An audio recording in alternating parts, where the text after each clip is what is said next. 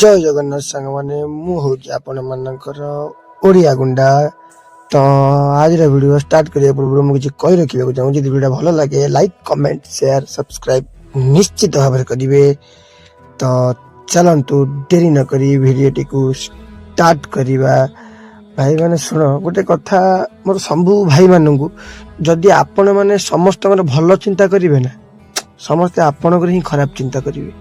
ଆଉ ଗୋଟେ କଥା, ଭଲ ଚିନ୍ତା କଲା ବାଲା ଲୋକ ଏ ଦୁନିଆରେ ସବୁବେଳେ ପାଇଁ ଖରାପ, ଆଉ ଖରାପ ଚିନ୍ତା କଲା ବାଲା ଲୋକ ଏ ଦୁନିଆରେ ସବୁବେଳେ ପାଇଁ ଭଲ। ଆପଣମାନେ ତ ଆଜିକାଲି ସିନେମା ଫିନେମା ଦେଖୁଥିବେ, ମୋବାଇଲ ଆପଣଙ୍କ ପାଖରେ ଥିବ, ସବୁମାନେ ଦେଖୁଥିବେ।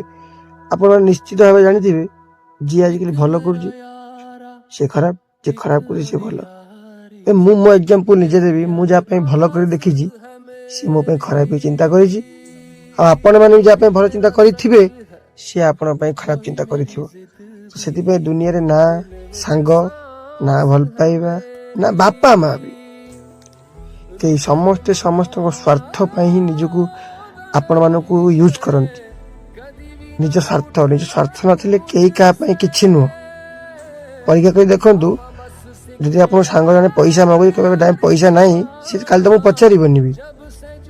ବାପା ମାଙ୍କ କଥା, 18 ବର୍ଷ ତମକୁ ଥରେ ହେଇଯାଉ ଭାଇ, ତମକୁ ରଖିବା ବାସ କରିଦେବେନି। କହିବେ ତମର ଭାଇ ପଇସା ରୋଜଗାର କର, ଏତେ ବଡ଼ ପିଲା ହେଲୁ, ପଇସା କାହିଁ ରୋଜଗାର କରୁନୁ, ଆମ କତୁରୁ ପଇସା ମାଗି ଚଳୁଛୁ, ତତେ ଭଲ ଲାଗୁଛି।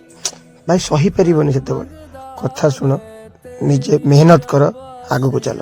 ସେ କଥାଟା ଭଲ ଲାଗିଲା। ରହିଲି, ଜୟ ଜଗନ୍ନାଥ।